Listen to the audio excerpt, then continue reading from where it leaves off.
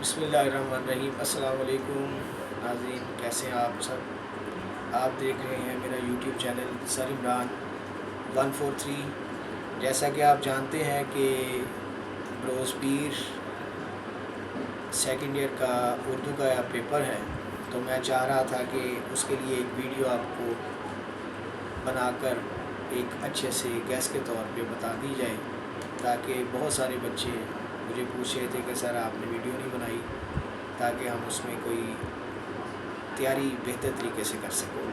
तो इस सिलसिले में मैं आपको पहले हिस्सा नस्ल में से कुछ चीज़ें बता देता हूँ। पहले तो बेटा कोशिश ये करनी चाहिए कि आप किताब के मुताबिक पूरा साल में जो सिलेबस है एक अच्छे तरीके से पढ़ें, ताकि आपको किसी भी तरह से कोई एक आखिरी वक्त में आके कोई मुश्किल पेश ना आए। लेकिन बहरहाल जिन बच्चों को ये कम से कम पहले 8 चैप्टर अच्छी तरह याद है, तो अगर वो इन 8 चैप्टर्स को ही अच्छी तरह से देख ले तो इंशाअल्लाह ताला इसमें से पैराग्राफ भी आ जाएगा और इसमें से खुलासा जो है वो भी एक आ जाएगा। लेकिन फिर भी अगर आप लोग चाहते हैं कि अलहदा से बता दिया जाए, तो ये जो ख़ास तौर पे अकबरी की हमाकतें यहाँ से लेकर और हवाई तक ये जो चैप्टर हैं, इनको अच्छी तरह से देखें। ये आपको खुलासे में मदद करेंगे।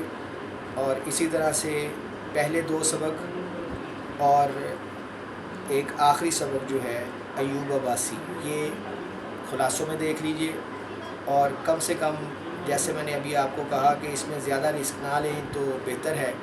तशरीह के लिए आप कम से कम पहले 8 सबक जो हैं इन्हीं को अगर फ़ाइनल कर लें तो इंशाअल्लाह उम्मीद है कि इसी में से ही आपका पैरा भी हल हो जाएगा। अब आ जाएँ हिस्सा नसर की तरफ।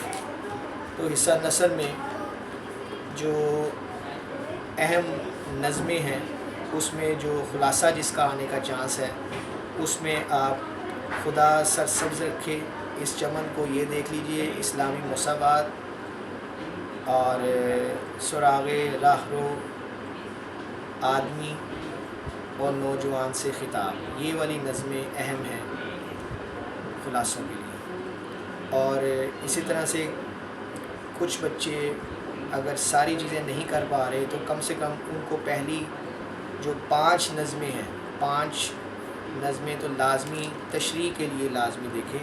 अगर बिलफ़र्ज़ उनको इस तरह नहीं याद तो ये जो मैंने खुलासों के लिए बताई हैं, इन्हीं से ही इनमें से नौजवान से ख़िताब ये भी अहम है, खुदा सरसब्ज़ रखे इस चमन को, और इस्लामी मसावात ये ज़्यादा और तग़य्युर, इनको अगर देख ले तो इनमें से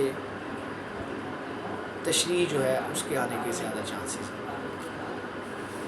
और आपको पता है कि नज़्म और गज़ल जो फ़र्क है, ज़ाहिरी बात है, नज़्म तो एक उन्वान के तहत होती है, उसमें मरकज़ी ख़्याल या खुलासा भी अगर आप याद कर लें तो वो भी आपको काम दे जाता है।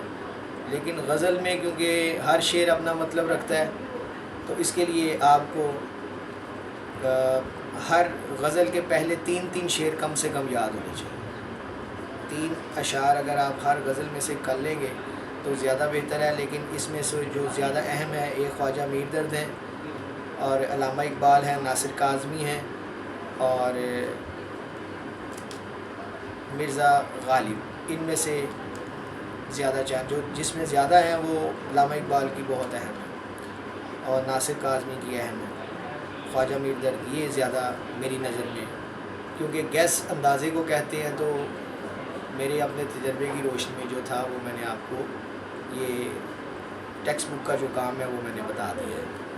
अब क्योंकि आपको पता है कि इसके साथ साथ हिस्सा मारूज़ी भी है, तो हिस्सा मारूज़ी बेटा उसी वक्त आएगा जब आप इसकी प्रैक्टिस करेंगे। तो कम से कम ये जो आपकी कोई भी की बुक होगी, कोई नोट्स होंगे, तो उसमें आप रमूज़ औक़ाफ़, फ़ेल की मुताबिकत फ़ाइल के साथ इमदादी अफ़आल, इनको कम से कम 50 लाजमी इसमें जो प्रैक्टिस के तौर पे दिए गए होते हैं, मश्क के तौर पे, उनको लाजमी एक दफ़ा पढ़ लें। तो इंशाल्लाह अगर उसी को ही पढ़ लेंगे तो आपकी वो मश्क करने से آپ کی جو ہے وہ ایک اچھی سمجھ لیں کہ کام میں آپ کی یہ چیزیں آ جائیں گی. تو انشاءاللہ امید ہے کہ یہ ان چیزوں کو آپ اچھے سے دیکھ لیں. اب آ جائیں گرامر کی طرف.